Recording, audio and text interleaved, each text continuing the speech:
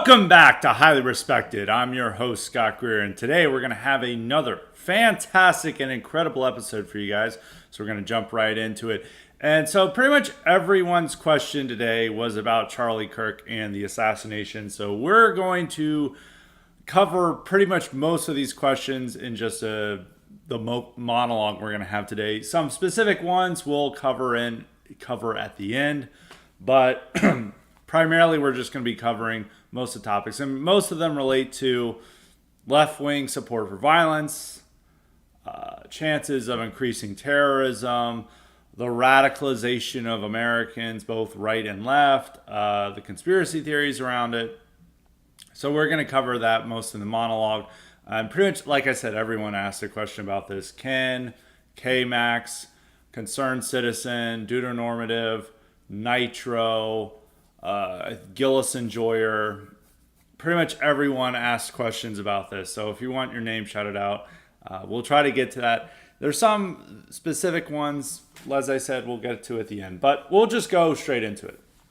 So I covered a lot of ground on Charlie Kirk and remembering him and his legacy with last week's IQ supplement. So on the specifics of Charlie Kirk's work and the tremendous efforts he did for the right, I would refer you back to that IQ supplement. And today we're going to be focusing more on the response and what Trump can do and how people are reacting towards the shooting and what we can expect going forward, going in the future.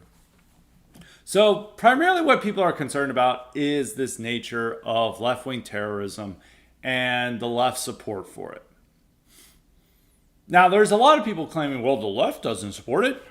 Ezra Klein said he denounced it. Thus, there's no leftist there. And there's several people making this argument that simply Ezra Klein denounced it, as did most Democratic politicians, that literally no liberal has ever celebrated this. And that if we want to understand the left, we can just focus on a handful of politicians and Ezra Klein and a few other liberal columnists. Which even with the liberal columnists, that's not even the case, because The Nation, Mother Jones, Slate, a couple of all these other places, they've been extremely dismissive of the shooting and eager to blame Charlie Kirk for his own death. And you even saw that with MSNBC commentators and others. And even Hassan Piker wrote a New York Times column indicating like the level of violence and hate going on in this country. Well, there's a desperation to see the left as morally pure and more ethical than the right, and to claim that the left is not celebrating this, that this is all the fault of rightoidism or rightism,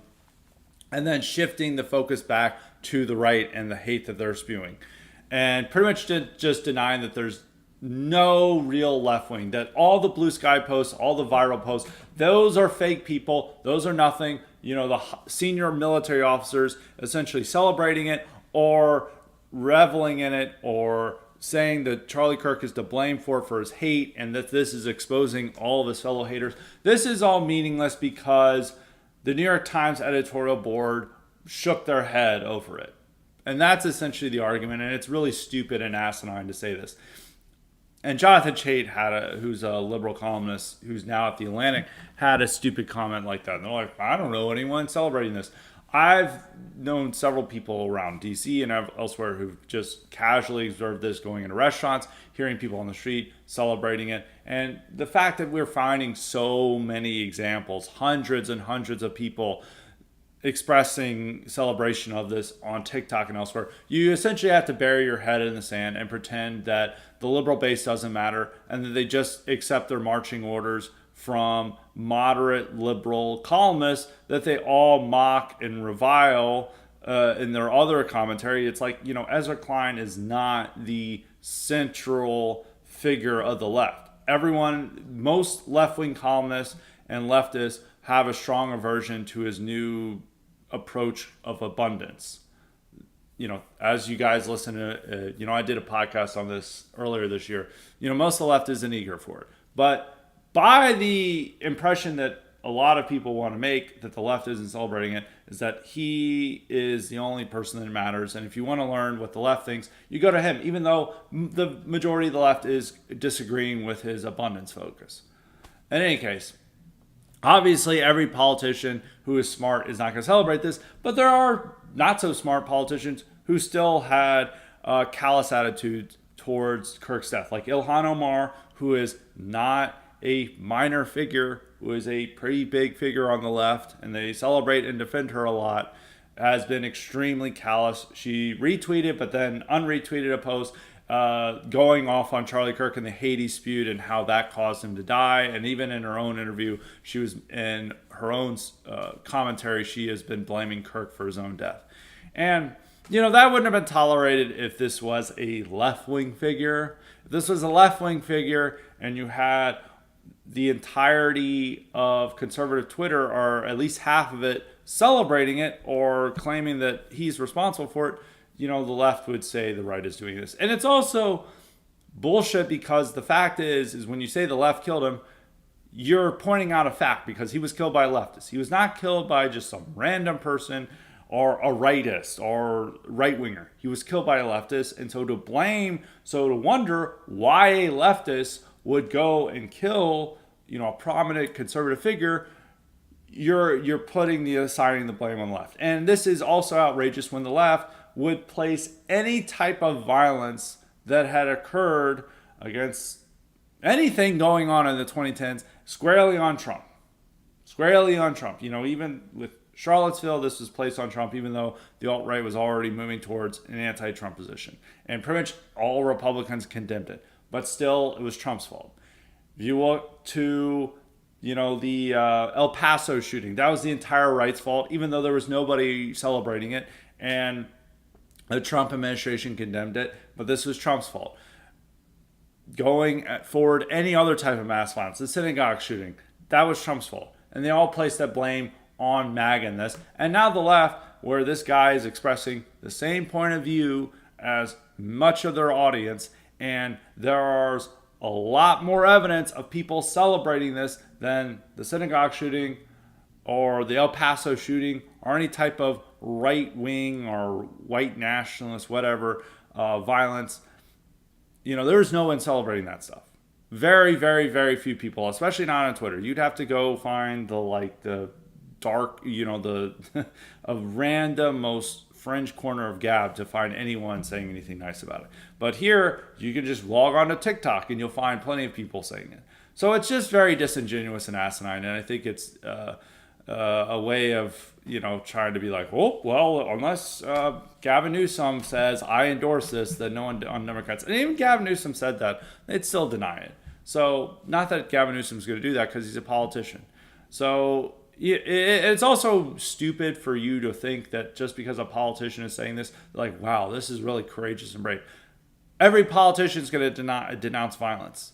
It's just part of their thing. And then all these people are really surprised by, wow, I can't believe, this politician would really strongly denounce it. It's like, of course they're going to do that. What's more surprising is Republicans who seek to blame the right for this, such as Langford, Spencer Cox, and Thomas Massey, who decided to make it about himself and made it about Trump in his commentary. That's what's most surprising, not Democrats denying it. So, it is, if you're looking to blame, it is the left. Because if you're saying it's not the left, you're saying it's somehow the right's fault or Trump's fault. No, this guy had a particular ideology. He acted in a for ideological purposes. He found support among a lot of his ideological cohorts. It is the left's fault. So with that in mind, people want to say, well, what can we do about this nature of left-wing terrorism? And that brings up the other point where, and somebody, I think it was Ken who asked this, is like, well, how do we go about this? Because there's not any formal groups to go after. And that is true. Really, I outlined some of the groups. I mean, you could have greater scrutiny of DSA, but I don't think he was a member of DSA. You could go after some of these Antifa affiliate groups. If you declare Antifa a terror group, a domestic terror group, you could go after the formal organizations associated with it, like the DSA, the National Lawyers Guild, and a few others, which are limited in what you can do. It's tough to prove a crime. And also we have, strong civil liberties protections and other things. And people imagine like you declare a Antifa domestic terror group, then you're able to arrest the entire SPLC, which while that would be a great idea in a lot of ways, I don't think we're going to be able to do that. And I don't think, and it's harder to prove the connection here. Because really what we have, and I think the Trump administration is doing, is that they're going to try to pursue charges against the other members of his Discord chat, which, there's a likelihood that they aided and abetted this crime. Maybe they gave him tips, or maybe they refused to divulge information to the police, and maybe they encouraged him to shoot Charlie Kirk. So there is something that they can find. But these aren't really terror cells. And what my suspicion is that, there were people who are like, oh, he was a member of a radical, trans terror cell, and they were going to do more actions following this. This is a Discord chat. These are internet chat rooms. Pretty much people mouth off all day and don't have actual commitment to doing anything in real life, whether you're left or right wing.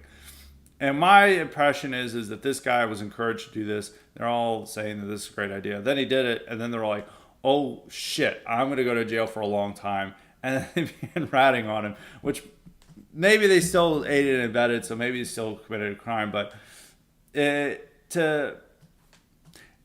I don't know. That might not turn out to be the radical left terror cell. Now, there has been that one where the Sicians, I forget how to pronounce it. It's like Ziians, which was this weird, or maybe it was Zians. It had something with a Z. It was this radical trans cult around one figure, and they were killing a bunch of people. They've killed, they killed a few people. And they were organized and other things. And they were part of a terror cult. And there was like at least 5 members of it. You could maybe have something similar here with that. That, he, maybe was told to do this. But we'll find that out. I think they'll pursue charges against more people involved in this case. Because 1, there's a demand for it from our side. 2, there's probably a likelihood. I mean, it sounds like these Discord chats were going nuts and promoting violence, and you could probably potentially find some type of criminal liability there, and you can go with it. And so there might be that connection there. And there's been a lot of trans-related violence. I mean, trans are probably the most prone to political violence, are the group most prone to political violence in this country and to mass shootings. And so this is a major problem. We just had a recent, church shooting committed by a trans shooter. So we're going to witness even more of this. Most mass shootings, especially like school shootings and other things, are going to be committed by people involved with trans stuff. And even this guy, even though he's not trans himself, he apparently exclusively dated trans people. So this is there's something there. So we'll have to investigate this more. But it probably is not going to be enough that we want. What the right wants is a new enabling act, which the enabling act refers to what the act that, I'm not using this critically or anything. I'm just saying that this is what objectively they want, or something they want, even though they're not articulating it. I'm not trying to say that the right are fascists or Nazis. I'm just saying that this is something they want. They want a law that goes firmly after the left. You could maybe say they want laws similar to what we did in the first Red Scare following World War I, or the Red Scare following World War II. Maybe something like that. But, the clearest law is the Enabling Act, which allowed the Reich in 1933 to go after the left following the Reichstag fire. Now, and a lot of liberals are worried that they're going to also do this. So it's both. Some right-wingers will say they want stronger laws to arrest the entire left, and because there's a great danger of left-wing terrorism, we have to stop the left where they're at, and thus it's necessary to have the Enabling Act to do so, and we need to go for that. Or not an Enabling Act, but we're just using that term because of it. And then the left is like, they're going to start arresting people. This is going to be the Reichstag fire, and they're even saying this is a Horst Wessel, because they're always wanting to make a fascist analogy to this. So they're saying this. But the problem is that you don't have the groups that existed either in the first Red Scare or second Red Scare or in 1933 Germany. 1933 Germany, you had the Communist Party, you had their paramilitary group, the Red Front Fighters League. You had the Social Democratic Party and their paramilitary group. So you had a lot of different organizations you could cover and say that they're connected to the violence. And these groups had already been connected to the violence, and that they, particularly the communists, that they had led uprisings and violence and had plans for violent revolution. So you could say we're cracking down on this because of a public emergency, and also the level of violence that was existing in Weimar Germany and in the early 1930s Germany created the justification for the public, because the public was aware of what had happened in the early 20s or following World War I, where there had been numerous revolutions and street violence, and then it had been building up again once the Great Depression happened. And in the year in 1932, I think it was like 300 people died in street violence or political violence. That's a lot of people. So they had the justification for it, and there was almost a low-level civil war that could potentially take place, and they're saying this is our country's security. And there were exact groups they could go into. It's extremely different here in America. One, despite claims made by people I was in debates with, such as What If Alt History, who claim there's going to be 1,000 people dead by April 2025, where there's not 1,000 people, that we do not have the level of political violence. Even the one time where people keep comparing this to the Minnesota Democrats shot, that was just a schizo who was not connected to any group, who was acting on his own crazy behalf that Tim Walz ordered him to do this, which makes no sense. He claimed he was acting for a Democrat to kill other Democrats, so it didn't even account for political violence. You have the Tesla cars getting keyed. I mean, it's something, but that's not the level of, Red Front and SA fighting each other and killing each other in the streets. You've had a few Teslas burn. You've had, I'm not denying the assassination. I'm just saying the level of political violence we have is just not there. We were having more political violence, our large-scale stuff in the late 2010s. But even then, it was like a goofball. It was like Charlottesville, compared to what we were seeing in the 60s, was nothing. And even the Battle of Berkeley was more of a carnival than a real street battle. You did have BLM and the 2020 riots, and then you had J6, but most of that dissipated, and it was a result of anger over COVID. But even then, that compared to the 60s, it was much less violent than what we had been witnessing at that time.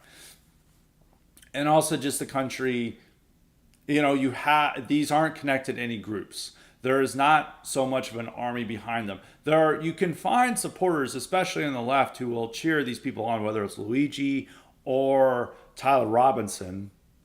But you're not going to see people actually forming groups and trying to act in a larger scale. It's mostly taken on by these lone gunmen who feel that they should just act on their own to save the world or to kill their enemies or stuff, but it's not backed by any larger institutional framework. It's not backed by, an army. It's not backed by actual groups. It's just somebody acting on their own. It's highly atomized political violence, lone wolf violence, which I warned about this in articles earlier this year, that we're going to see more lone wolf political terrorism, particularly from the left, and we sure enough are seeing that. But it's harder to crack down on this because it's primarily rhetoric, or it's primarily just this own person deciding on their own rather than acting on groups' objectives in the same way that it was with radical Islam or even the left-wing terrorism that was going on in the 60s and 70s. In the 60s and 70s, they had actual groups. And if people are bringing up Days of Rage, these were groups that we could target and go after, and anyone connected to those groups we could arrest and, pass laws for. These aren't groups. These are Discord chats. And if we're worried about people getting arrested for Discord chats, the right would even might have to worry about this standard as well. I really don't like the idea of going after the internet. I do understand a lot of these guys are getting radicalized in Discord chats, but you always have to worry about that because a lot of these rules get to apply to us. In some ways, we all realized this back in the 2010s You know, I was even worried when they were going to call for Antifa, a domestic terror group, because that was, especially that time, the weekend stage of Trump, and how they're all getting pushed to declare alt-right a domestic terror group, is that they could do the exact same thing and then arrest anyone calling for immigration restricted or reduced and stuff like that. And so you always have to be careful. I mean, you don't have to worry about that with this administration, but there's even the stuff about cracking down on internet and going after and having more targeting of Discord and any calls for violence. And some of the people saying this are like people who regularly call for violence and have insane group chats, like regularly fantasizing about violence. I'm like, this might not be a standard you want to establish going forward. You do have to fear that some of what is going to be pushed for is internet censorship. You're already beginning to see this with the right, which that's more concrete solution because they can't really connect this guy to any groups. Maybe he was a DSA member. Maybe they can do something about that. But it's also going to be limited to what they can do. And also they have trouble prosecuting these people because of grand juries. I mean, there have been people like the Subway sandwich guy who threw a sandwich at officers in DC, and then they tried to charge him with a felony, but a grand jury refused to charge him with a felony, and he got a lesser misdemeanor. There's been a lot of other people they've been trying to charge and get a grand jury to agree to the full charges, and they refuse to do that. A grand jury is not going to agree to terrorism charges for DSA for I don't know, being communist or something. It's not going to work. You always have to worry about the courts. Most of the time the courts go in our favor when it's about enforcing immigration law or allowing the president to determine trade policy or go after DEI policies and that, sensible stuff. But then once there's a creativity towards this and trying to pass a new enabling law, like the courts are never going to uphold it. And they follow the Trump administration generally follows the courts. Most of the time the courts fall for them as long as they stay within certain boundaries. Now, you may want them to go beyond the boundaries, but a big thing with the country is that the country does not feel we're in a crisis point. And it's something I've always made is that the country is, it's a more right-leaning mood now than it was in the 2010s. And that if this had happened in, say, 2019, you'd seen a lot more celebrations of it. You'd seen hardly anyone getting fired for celebrating it. You'd see the entire liberal media coming out to defend these people who get fired over it. Just like this, I bring up this story of this morbidly obese woman who celebrated Barbara Bush's death, which it's like, why are you celebrating Barbara Bush's death? And then she was turned into a martyr for, conservatives getting her fired for her awful comments about Barbara Bush. There would not be the same response. You'd see a lot more open celebration. You would not see teams have moments of silence. You would not have a lot of this stuff. And there have been a lot more support for that. Even if something like horrible, like a Trump's assassination himself, you would have seen a much more muted response from the country, and you'd probably see no one get fired. But now in the country, when the mood is much more right-leaning or apolitical or apathetic, rather, people are more sympathetic to Charlie. But at the same time, it's like people don't feel like we're in a crisis mode. And it's hard to make out the far left menace when it's not representing any group, when a lot of these protests are people in walkers and stuff. And it's like, do you really think these 75-year-old boomers in walkers are about to tear down the government? Like, this is very different from the Black Panthers and the Students for Democratic Society in the late 60s.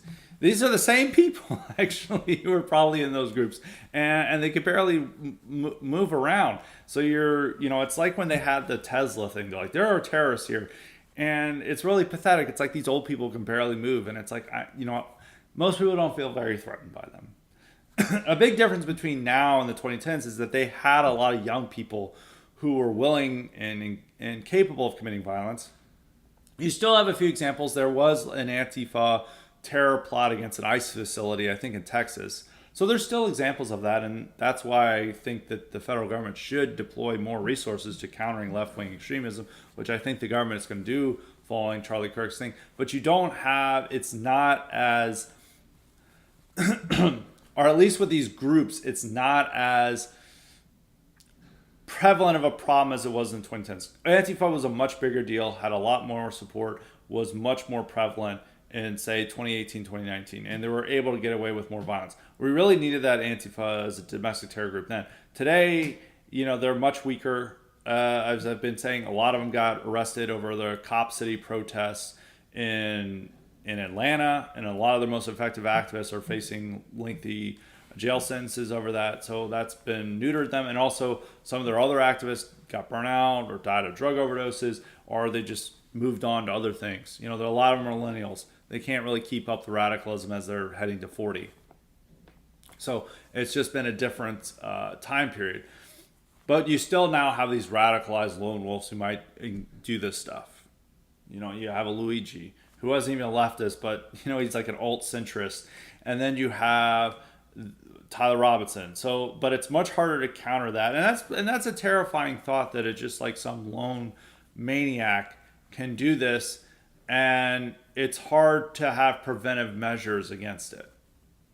And that's really what's upsetting. That's why we want to believe in a radical network we can break up to prevent these things. That's why we also, even the right's engaging in conspiracy theories. I mean, this is just common. If like anything in the world happens, we're going to blame certain actors. And of course, a lot of right is getting, and a lot of people ask about, I think like Deuteronormative, and I think Concerned Citizen also asked about this, about the Israel angle. I mean, people are getting into it just because it's the nature of the internet to do this.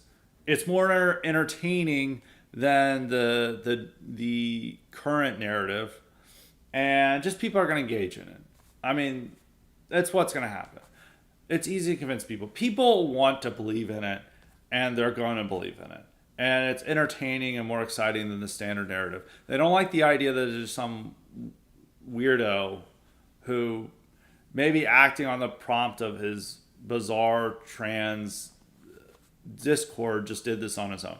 They want to believe a bigger element in it. But it makes no sense. I mean, Charlie Kirk is one of the most pro-Israel conservatives out there. Maybe he said some things questionable, and especially for young people, he is the most pro-Israel influencer they have. So why would they kill them? It makes as much sense as Russia blowing up the Nord Stream pipeline. Russia was hurt by the Nord Stream pipeline getting blown up. Israel is hurt by Charlie Kirk no longer being with us. So I don't understand. That just doesn't make any sense. But people are going to run with it because it's more fun. It's more entertaining. It's the nature of internet. I won't be surprised if that becomes, one of the prevailing narratives on the internet concerning this. But that's why people want to. Also, it's more comforting. It's more comforting that somebody's in control. Somebody just orders this, and there's, it's not just complete chaos. It's why people like conspiracy theories, because they're at the end they're more comforting. Is that you want to believe someone's in control. People really don't like the idea that no one's in control and just these random things can happen and world is changed forever due to that. So I don't. I understand why they're doing it, but it's the nature of the internet. People go on there to be entertained, and that's what people want to believe in, so they're going to believe it no matter what. And in terms of countering it, they're going to believe it no matter what. And if you try to counter it, that proves the conspiracy. So it is what it is. But, moving forward with this, or going to the point of blaming larger actors, I mean, it is to the point that it's very hard to counter this stuff. It's loose networks. And really what we want to do is arrest prominent Democrats and liberals and leftists and dismantle their organizations. And arresting a few losers who work dead-end jobs on Discord and have really no power or influence, it isn't going to be enough for what the right wants. They want DSA suppressed. They want the national. Well, I don't know if they're really bringing up the National Lawyers Guild, but they would like groups like that suppressed. But it's going to be tough to do so with the laws and proving any type of connection towards it. And Trump is leaning into this. He's like, we're investigating a lot of leftists, and those leftists are the people likely on Discord. I think there's a greater chance of them trying to make laws to go after the internet and to do stuff with Discord than there is for them to go after left-wing groups, because it's easier to prove the case that, Discord, this massive internet platform, is allowing terrorism and extremism to run rampant, and we need to do something about that. And there's a specific target they can blame for this with that one platform. It's much harder to do that with groups that don't have any real connection to Tyler Robinson. With that. And also, it's harder to sell it to the public. I mean, it's very easy to sell it to right-wing Twitter, but we ultimately forget that right-wing Twitter is not the general public, and we think this is the public attitude. Now, among normie conservatives who consume conservative media regularly are really mad about the Charlie Kirk slaying. This is very common among anyone. And it is truth that they're radicalized and angry about the left. But at the same time, a lot of these people have already been radicalized. There's this idea that pretty much the right is wanting to have milquetoast debates and do this stuff. And then people were like, Charlie Kirk is the moderate. We are the extremists. First off, Charlie Kirk has an audience of millions of people. Most of the people saying this have an audience of dozens. So it doesn't really matter how extreme you are when you're just mouthing off into the internet void. And some people are like, they will definitely try to kill me. No, because you're not a public figure. You only have a few thousand followers. You are not, maybe you mouth off more extreme stuff, but you matter far less than Charlie Kirk. And so the point is not, and he's also, in terms of a moderate, or he's trying to reason with debate, is that made him more effective for pushing right-wing politics, in the fact that he was reaching millions of people on college campuses and through his clips on TikTok and Reels and on Twitter. He was reaching far more people than just some guy who's like, I'm an extremist. They're definitely going to kill me now. No, they're not, because you're not important. I always got mad at that. Was always the strangest take, is all these people are like, he's a moderate, so we're definitely going to be targeted. And it's a way of just saying, declaring, it's not a good take, first off, because Charlie Kirk was pushing the entire right in a right-wing direction. And it just makes no sense when people do that. In some ways, it's like a threat. It's like, you're not ready for what's coming. The problem is that it might be what's coming is somebody less effective than Kirk. Somebody who has the less of ability to make that type of difference that Kirk can make. That's also a possibility. And maybe they have more right-wing views, but that's harder with Kirk. And also, his ability to have debates and approach normal people made him so popular, and have all these people coming up towards him on college campuses. With all the possible people who could try to do this, it's probably not going to work as well for them as it did for Kirk. Thinking about Benny Johnson doing this, or Ben Shapiro, or maybe they'll bring Crowder back out. They don't work in the same way that Kirk does. Kirk generally likes people, and he's very optimistic, and he would meet people where they are. He's also more normie than a lot of other people. He's really into sports, and so he could talk a lot about sports. There's a clip of him bantering with a guy on who's better, Michael Jordan or LeBron James. There's a lot of conservatives who could never do that, or a lot of the alternatives couldn't do that, or come off as wooden and artificial because they don't really follow sports. And so he could reach a lot of people who would otherwise not be tuned into this stuff because he seemed normie. There's going to be other people on college campuses, but without as much draw, in my opinion. So it's a loss for us. And people are like, you better be afraid of what's happening next. Well, it might not be as effective. I'm not saying the whole right is destroyed or dismantled because of Kirk. The wave that Kirk is a part of is staying with us for a long time.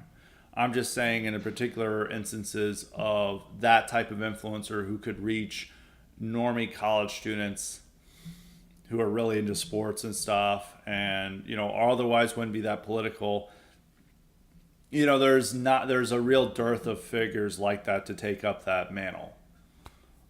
I saw this Matt Walsh post saying he's like Rush Limbaugh in that regards. That there has been an era to Rush Limbaugh. Well, Rush Limbaugh, there's also particular instance that talk radio is in decline. It's less of a big format that it was before. And if you're wanting to reach political influence, a particularly young audience, you become an online podcaster or a streamer. You don't go and develop talk radio. You're talking primarily to an older audience. But at the same time, even for that audience, there's not been a replacement for Rush. And in the same way, there's probably not going to be a replacement for Charlie Kirk. But someone could emerge because there's more of these young people trying to be what Kirk was doing rather than trying to be what Rush Limbaugh was doing. So that's the thoughts on that. But in terms of radicalizing and what you want the right to do, I think it's just they want something done to the left. And what the Trump administration can do is it can declare Antifa a domestic terror group. It can have more scrutiny of the DSA and National Lawyers Guild and any type of formal organization that's connected to Antifa. And they can direct more federal law enforcement resources to countering left-wing terrorism.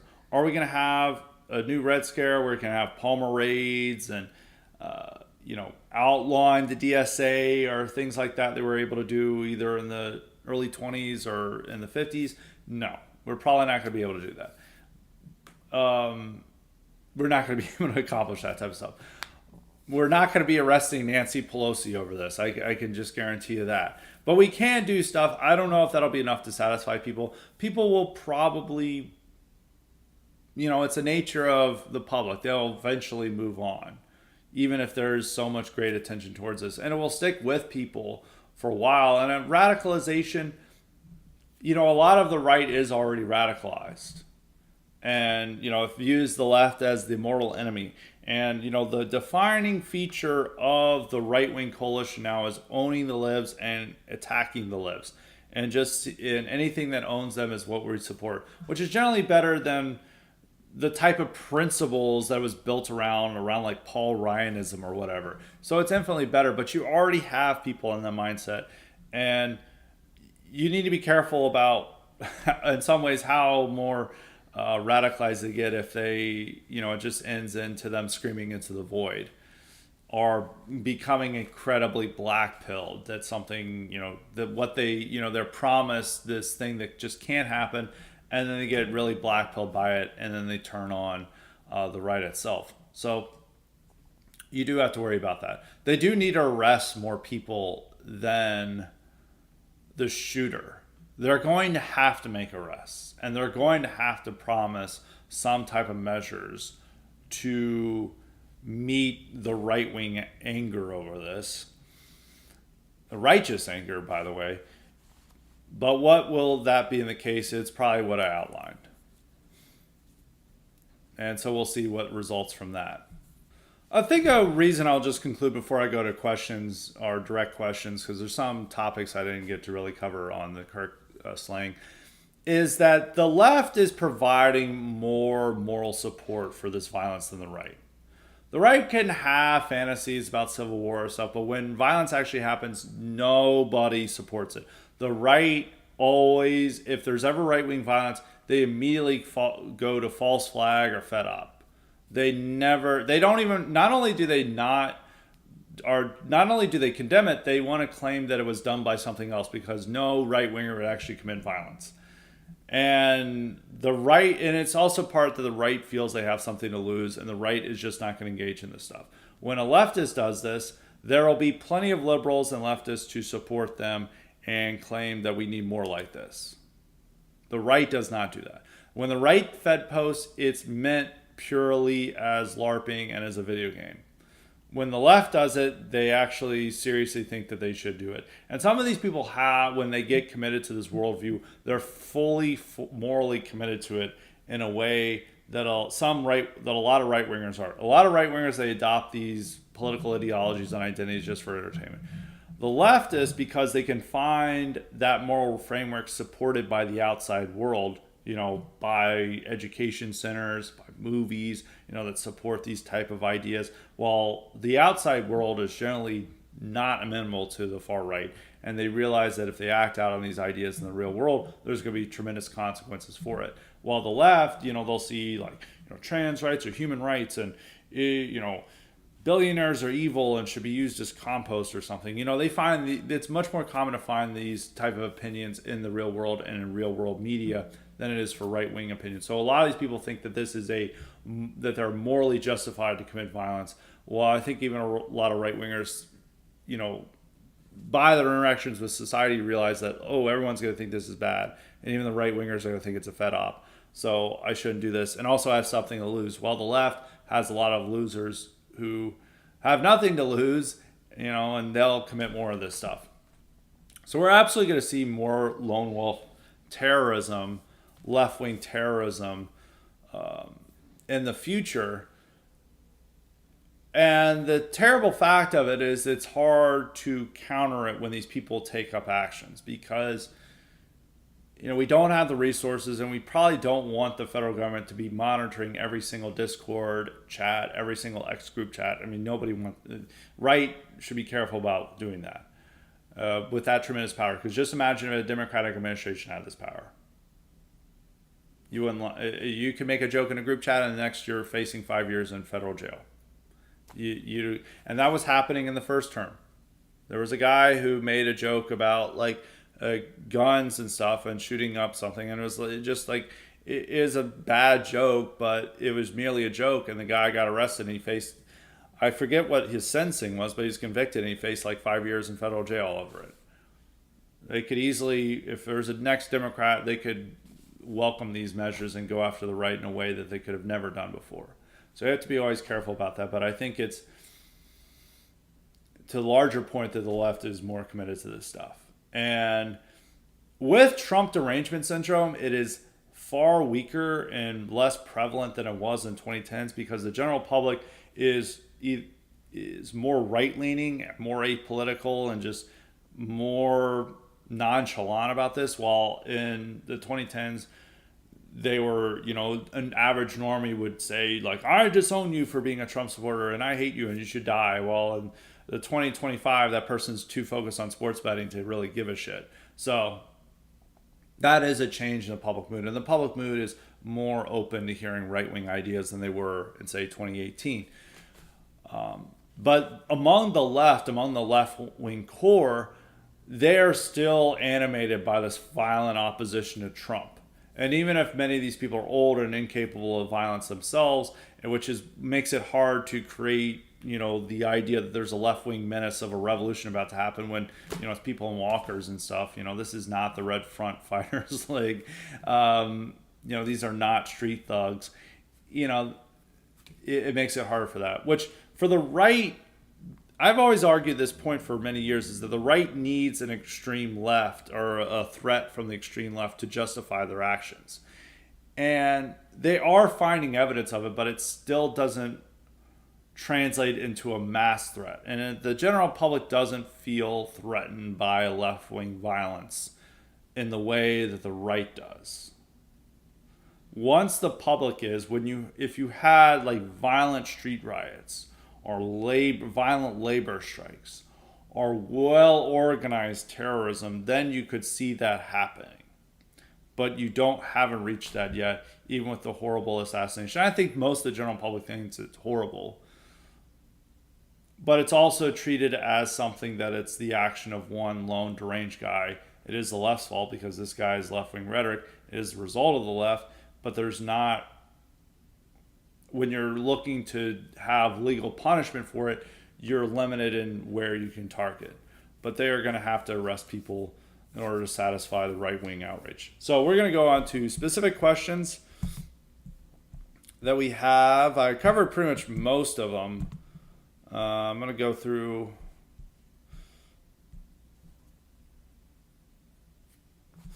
We'll go with Nitro's specific questions about getting people fired, and he's saying some queasiness about this.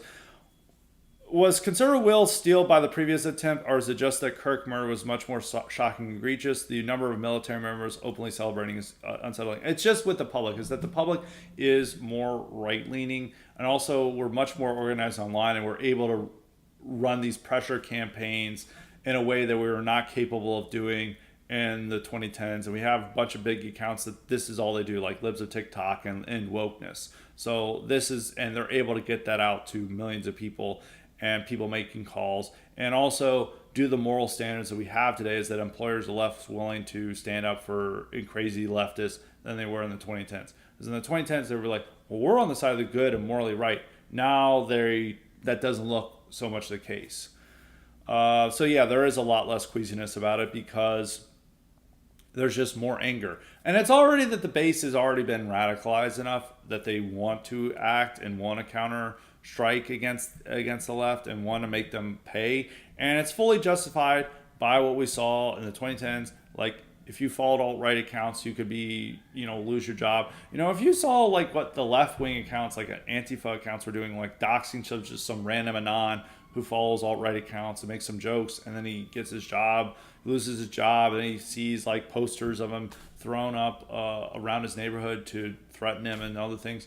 And then if you saw what happened in 2020 with people getting fired for criticizing BLM or wanting stronger riot measures, if you saw what happened with J6, leftists using all their energy to find old grandmas that went into the Capitol, if you saw what happened with people losing their jobs for not getting the jab or not properly masking up, and the level of social harassment against them, the left brought this on themselves, and so it's payback for what we saw from the first Trump term and into the 2020s, and the left reaps what they sow, and I think more of the right is into this, and there's less criticism of it. You saw the more criticisms last year. Remember the Home Depot woman who celebrated Trump's wish that Trump had been murdered by his assassination. And you saw so many right-wingers being like, how dare we attack this poor Home Depot worker? Now no one is saying that. Everyone's for it. I mean, the difference is that Kirk was actually murdered, then Trump. But it is a change over last year that they're now more eager to do this. And we have more power to do this as well due to the media environment. We were beginning to develop that media environment to be more accommodating and more capable of doing this type of things last year, but now it's full in operation and we're able to do this. And he said, to what extent do you think Democrats will go down with the ship on the trans issue? While the Democrat politicians are trying to back away from it as much as they can, their activist base still seems fanatically committed to it, but I don't know how the fallout from Charlie Kirk's murder will impact that. I think actually the immigration stuff and hostility towards Trump, the base is committed to, but they're not as committed to the trans stuff as they were in the 2010s. Most people are moving away from it. But the issue is that a lot of their activist base is trans and they're obsessed with it. But there is an understanding among the left that they need to move away from, announcing their pronouns, saying stuff like cisgender, and being really committed to keeping trans athletes in girl sports. They realize that these are losers, and they've also gotten tired of the trans activists hijacking their cause and them being mentally ill. So I think it's they're wanting to move away from that issue and put it and not campaign on it. I think that's one of the few things that is there. I think when you look at stuff like DEI, when you look at immigration, they're only moving not substantially. It's artificially, or it's an artifice. It's a facade. It's not the real meat of it is still the old left. But when it comes to trans, they have moved. Even the DSA types and like Zoran supporters didn't like how trans activists hijacked the movement to move away from left-wing economic policies to just their own mental illness. So a lot of people are just fed up with them among the liberal base, and they're willing to ignore them and push them aside in order to gain more traction for the overall left-wing agenda. So I think they're willing to move more on that than anywhere else. We'll go to K-Max's 2 quick questions. I think we got most of... Concerned Citizen actually has one specific. I got his stuff about conspiracy theories, but he said, Wall Street Journal recently ran an article claiming that Zoomers are more likely than previous generations to believe that political violence is acceptable. Do you believe this? Yes. Yeah, I do. I think with Boomers, Gen Xers, there was more of a commitment to a type of the American consensus that we all just have polite disagreements, and that's that, and we're not going to engage in political violence. I think the Zoomers are less connected to that old consensus and less believing in it, and they're more accepting of political violence. We've always seen that youth are more accepting of political violence. We had these polls back in the 2010s where the youth were millennials, and they at that time were more accepting of political violence. I'd have to see on the polls whether the Zoomers are higher, but I believe that. Both sides. If you're politically engaged, most Zoomers, I think, are male Zoomers, are less politically engaged than millennials were, which in turn that makes them more right-leaning. But if you're a very engaged Zoomer, you are more radical than the millennials who are politically engaged a decade ago. Now, Trump term, the left-wing millennials were very radicalized, so I don't know about that. But in 2015, 2014, they're much more radical than they were. And both right and left. You're either, a DSA, full-on revolution, or you're, a type of fascist or some sort on the right. So the Zoomers are much more radicalized in both directions if they're very politically engaged. But a lot of them are, I would say a difference between the Zoomers and millennials is that Zoomers are less politically engaged than millennials were in the 2010s.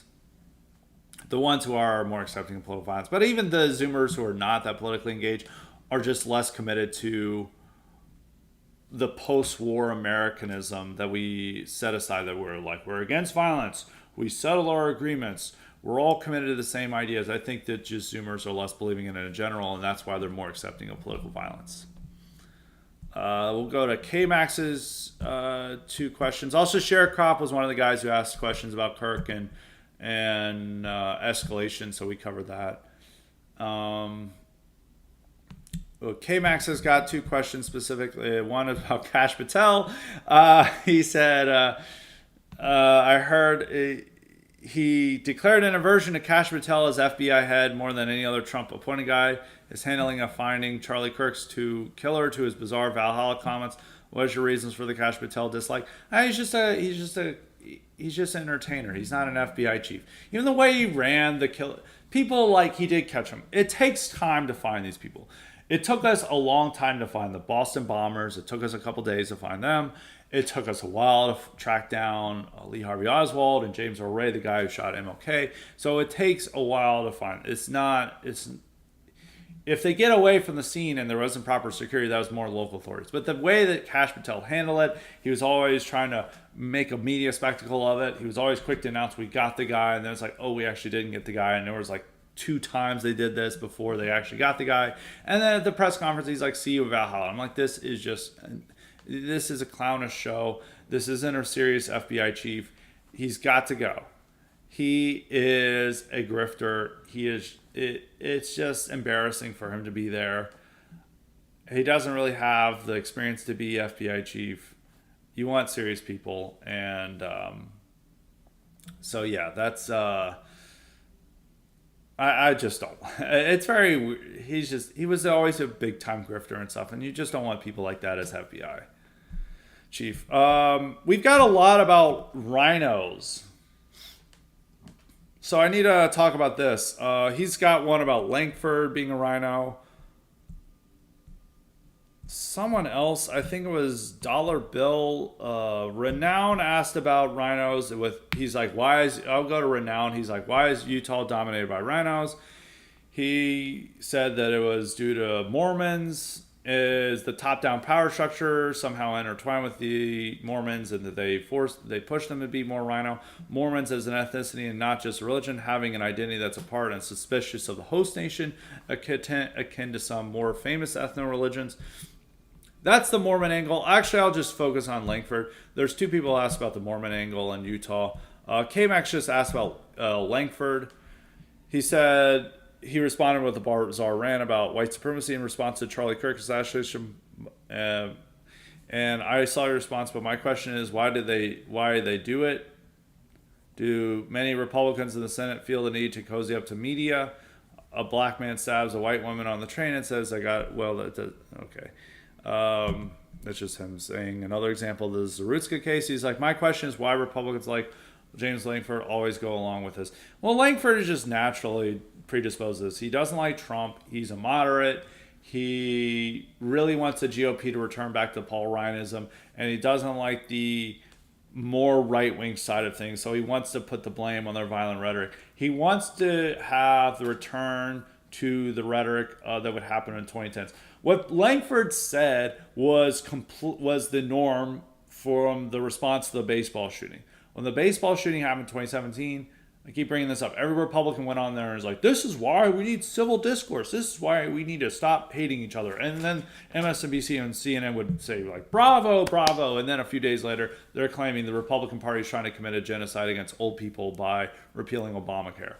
So Langford's still on the mode. It's not so much that they want to curry favor with media, it's that this is their genuine belief and that they really hate the right, the further right, and they think it's a problem. And they hope that by speaking out that they can, and they're still operating on the way that how politics work in the 2010, that we have to blame both sides for their violent rhetoric, and that we all need to come together and have civil discourse so we can pass amnesty, which is what James Langford wants to do. And he views white supremacy as a bigger threat than leftism, because it's causing more problems for him by being and white supremacy in quotes here. Causing more problems for him as a Republican lawmaker because he gets more criticism from his own side. So he wants them to be neutered, and he wants the Republican base just to care about tax cuts and government spending so he can get back to passing amnesty. And so that's my opinion. It's not so much that he wants to curry favor with media, it's that it's his own genuine beliefs, and they're outrageous. And that's why James Langford should be pushed aside. We really need a primary against him, but unfortunately he curries enough favor with Trump that he might not get it. I think he's got a long time to get a primary. I think he just won his election. Hold on. We're going to look this up. I have to remember when he last got... 2022. So he's up for re-election in 2028. So that's a long time, so people will probably forget about this. But, hopefully there's a primary challenge against him. I think he is worried about a primary challenge against him in 2028, though, with Trump. And Trump should make him a priority. But now onto the Mormon question that Renown and one... we're going to find it. Yeah, Dollar Bill.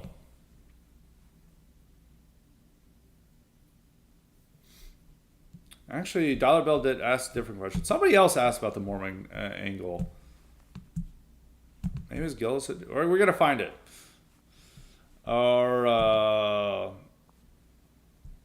okay, maybe it was just Renown asked about the Mormon angle. No, I'd have to agree with that on the rhinos with the Mormon angle. I think it is...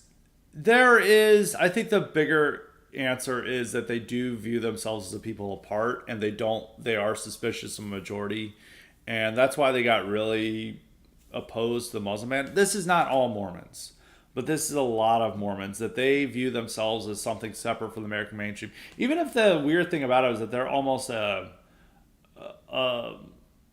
caricature version. I don't want to use that as a criticism, but they're almost like a supercharged version of an old Americana mainstream. Is that they're primarily Anglo-Celtic in origin. They are very into the old bourgeois values. They have like the white picket fence. They have these large families. They look like the ultimate Americans, but they're at the end of the day something different. They do see themselves as a people apart, and that makes them suspicious of the majority population and them wielding power for their own benefit. And so they get very deeply uncomfortable when there's like arguments against immigrants or arguments against Muslims, or that there's a type of awakened majority going after what they view as dangerous minority groups, which the Mormons have a sympathy for. And so I think that's an explanation for why they're so inclined to rhinoism. But they also have a particular political structure. It's very top-down Republican political structure there.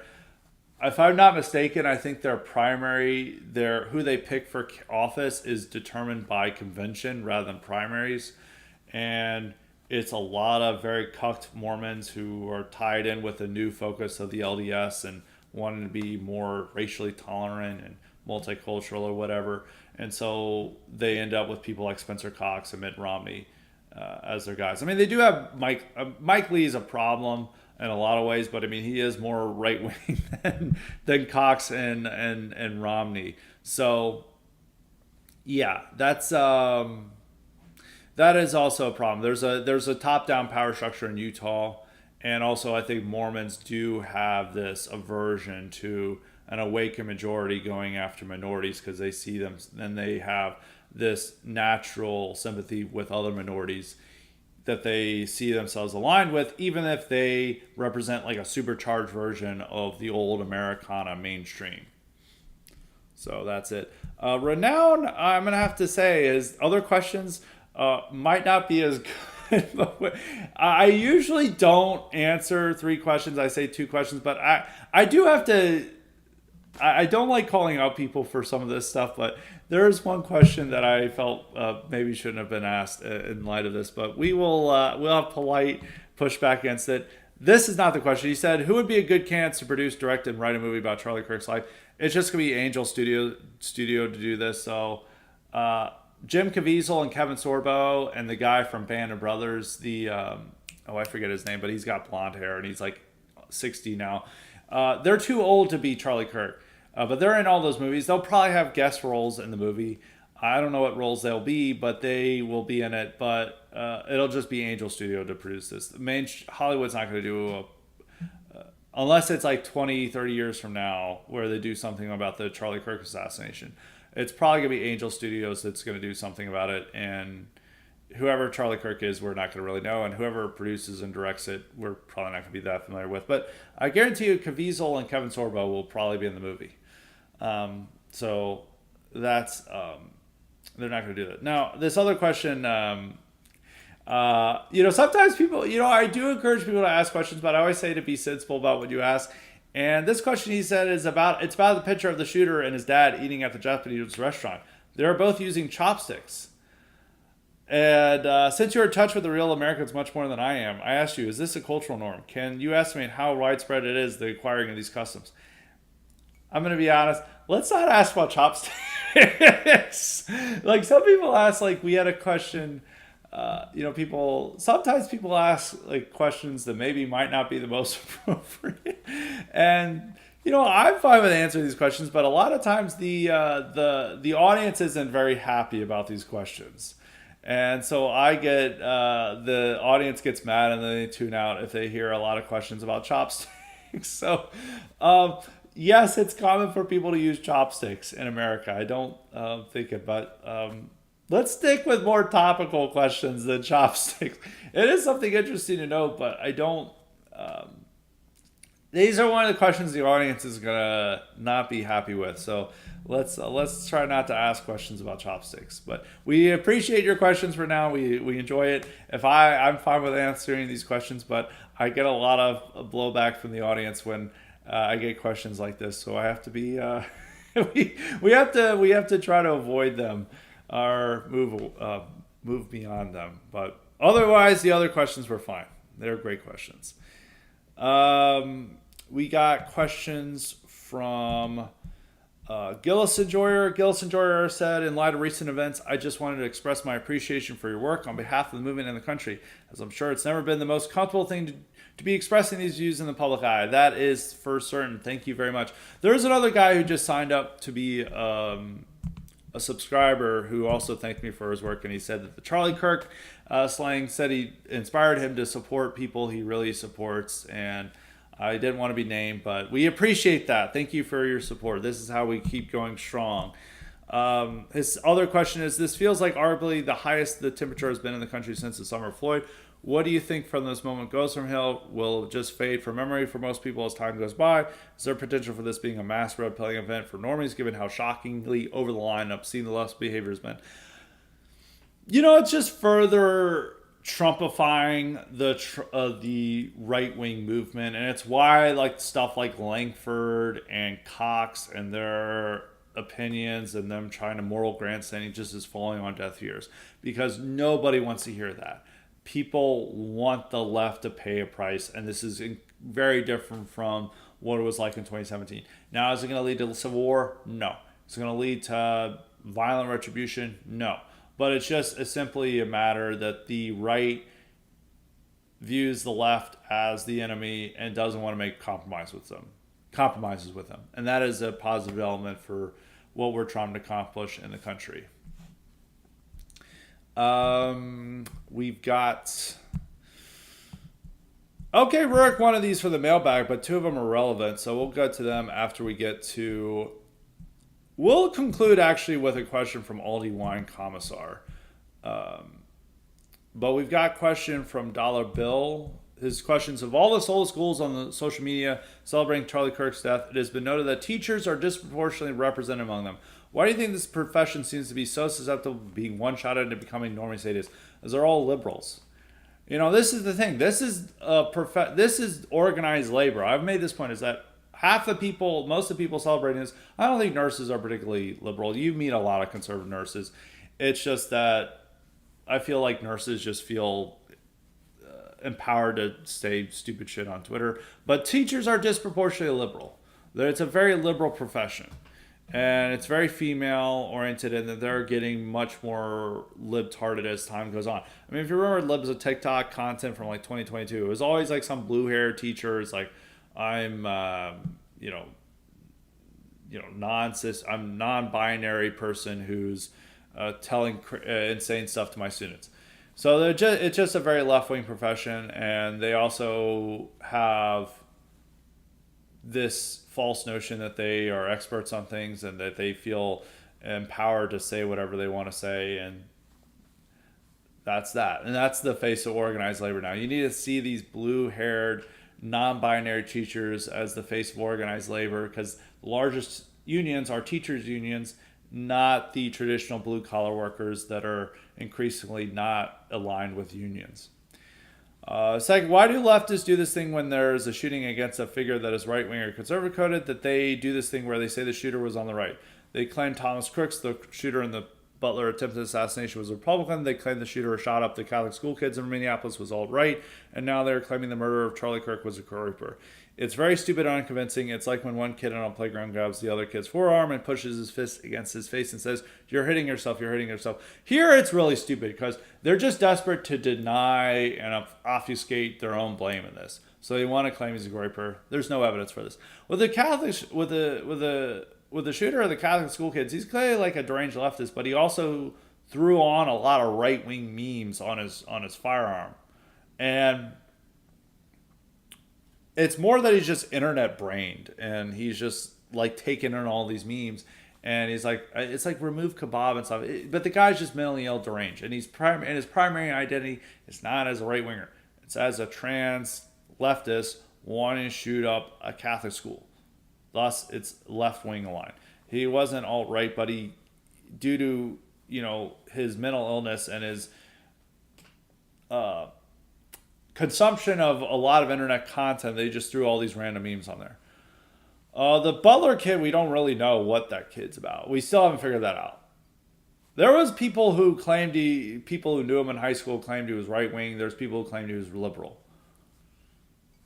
So we don't know. And the thing is, with the amount of far right people who desperately hate Trump, it's like you sometimes have to worry if some of these events are committed by people on the far right. It turned out to not be the case here.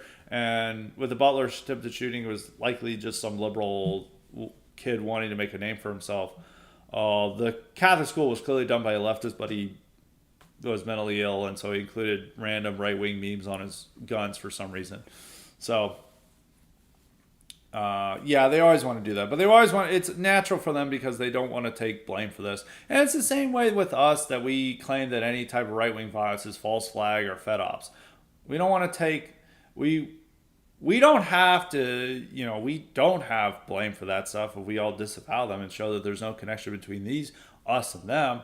But with the left, it's their own attempt to do that in the same way. Instead of saying it's a Fed op or false flag, they say it was actually a right winger.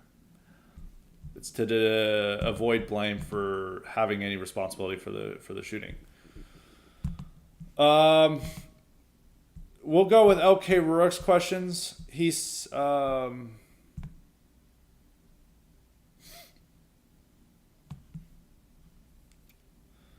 He had questions about the Charlie Kirk thing. He asked if there should be a state funeral for Kirk. There'll probably be some type of state funeral of some sort or public festivities from that. I don't know if that is that. But he's got some other questions that he wanted to save for the mailbag, but I'm going to say we're going to save them for now. He said Martyr Maid, who is one of, in his opinion, not where he claims he's one of the worst big right-wing accounts on X. I won't go that far. Informed the world that if Tyler Robinson were his own son, he would kill him himself. Obviously, he wouldn't actually do this, but why would he even think he would? I don't know. I was like in a group chat with other people who were saying similar stuff. So this isn't that common, but I think that there was so much backlash against it. It is that, I don't know. There's all the people always log on to have this tough guy bravado and machismo, and it's like just. But when you say like I'm gonna take care of my son, like I'm not gonna turn it into authorities, I'm gonna kill him myself. First off, that's worse. Like pretty much all religions and literature and history is like, do not kill your flesh and blood. Do not do this. Like this is the worst thing you can do, especially your own kid, even if he is a murderer. Like, and no one's ever gonna do that. No one's ever gonna do that to their own son. The reason why they turn them into authorities is they know they can't punish them themselves, as they're too connected to their flesh and blood. They know they love them too much. They can't do that. They can't push them to do that. And the idea you're going to treat it like a bad dog that bit someone and is like, all right, well, old Yeller, I don't want to do this, but I'm going to have to. You're not going to do that to your own kid. And it's also worse to do that to your own kid than anything else. Like, you do not kill your own flesh and blood. And I don't think he just really thought that through. He just wanted to have this action where he defended black behavior. He even said that, like, people even pointed out, like, it's very black coded to not turn in your friends and relatives to the police, and this is why they're so high in crime. And he's like, this is actually a noble virtue of them. It's not a noble virtue. As Western civilization, and as a country, we've been able to build a civilization where people move beyond their narrow, petty, clannish associations to have a perception of what is the public good, and they're willing to turn on killers and robbers and rapists, even if they're on their own friends and family. And that's how we have a functioning society.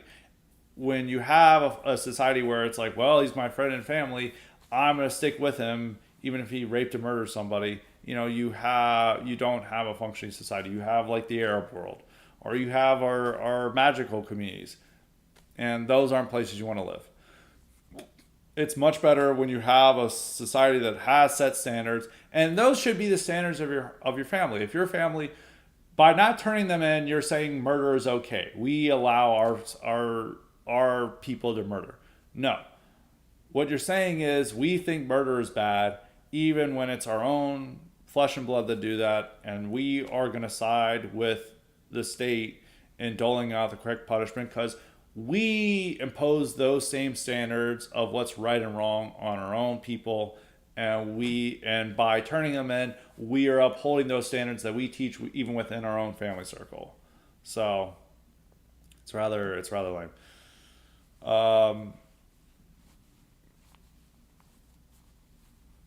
His other question said, why did the media think Trump would call for unity in response to Kirk's murder? This made sense after 9/11 because radical Islam was and honestly still a hostile alien force to which essentially zero Americans were sympathetic. This is not true of leftist terror as demonstrated by the digital insane asylum. Digital insane asylum that is blue sky.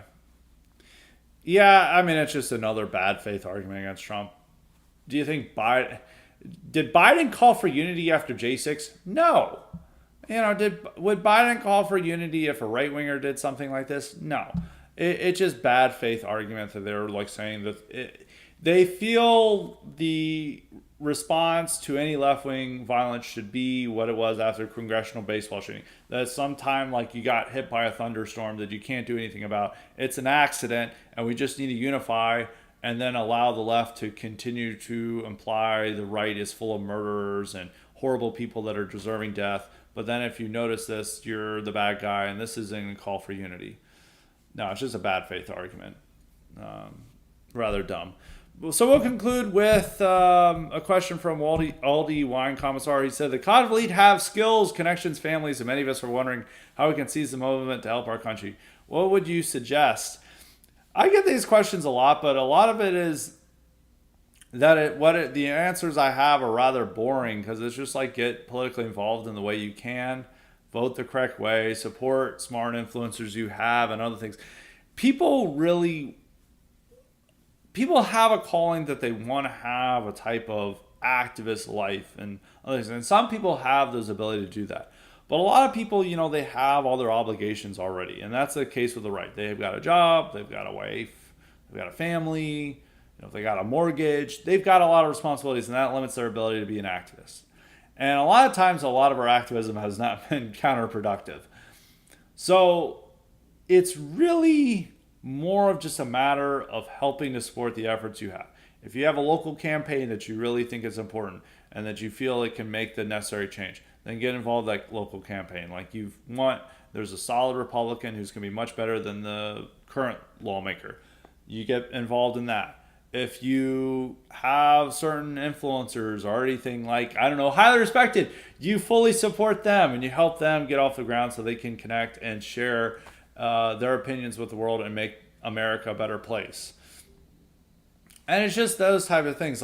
And you help slowly advance these ideas in a way that makes our country more right-wing, in a way that Charlie Kirk did. But not many people have the skills, resources, and backing that Charlie Kirk had.